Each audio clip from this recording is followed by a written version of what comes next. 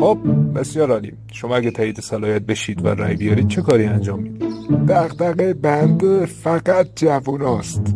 من میگم جوان ما باید ماشین خوب داشته باشه، پول خوب تو جیبش باشه، حداقل سالی 2 بار بتونه بره سفر خارج. بله بسیار عالی. شروع برنامه شما از کجاست؟ از خونه خودم. 2 بچه دارم که میخوام ماشین خوب براشون بگیرم، یه خونه خوبم براشون بگیرم، چند تا سفر خارجم برن، دنیا دیده بشن. عذر میخوام، منظور بنده به غیر از بچه های خودتونه. بچه های داداشم هم هستن که قراره تو ستاد برام بنر بچسبونن. قول دادم اگه همه چی اوکی بشه براشون وام جور کنم. نه آقا، به غیر از اقوامتون، اونایی که به شما رأی دادن، چه صحبتی با اونو داری؟ اونا تشکر میکنم ازشون. تشکر خالی و سپاس فراوان.